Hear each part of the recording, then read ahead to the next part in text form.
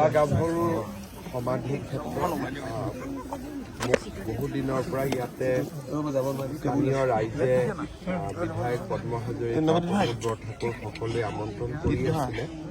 আজি অলপ সময় পাই মূলা গাভৰুৰ মৈদাম পৰিদৰ্শন কৰিলোঁ। ৰাজ্য চৰকাৰে এইবাৰ 40 লাখ টকা আগবঢ়াইছে মৈদামটো কিছু বাউণ্ডৰী ৱাল বা কিছু প্ৰাৰম্ভিক কাম কৰাৰ কাৰণে। স্থানীয় ৰাইজৰ লগত আলাপ আলোচনা কৰি মৈদাম ক্ষেত্ৰখনক সুন্দৰভাৱে নিৰ্মাণ কৰাৰ বাবে আমি প্ৰচেষ্টা ল'ম।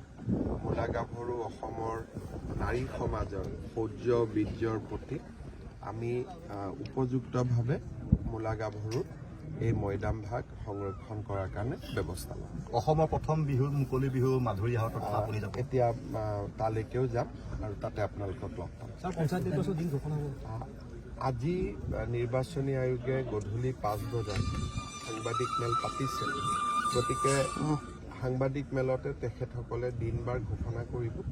কিন্তু মই আগতেই কৈ আছোঁ যে 2 তাৰিখৰ পৰা 5 তাৰিখৰ ভিতৰত নিৰ্বাচনী আয়োগে দিন ঘোষণা কৰিব।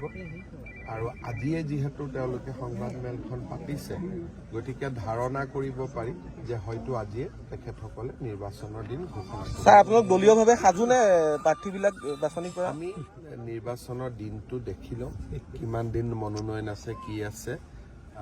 সাধাৰণতে ঘোষণা কৰাৰ আগলৈকে ইমান চিন্তা কৰা নাযায়। আজি দিন বাৰ চাই চিন্তা কৰা। ছাৰ, ৰাভা হাছঙৰ নিৰ্বাচন ইলেকশ্যন আছে, ভাল হ'ব।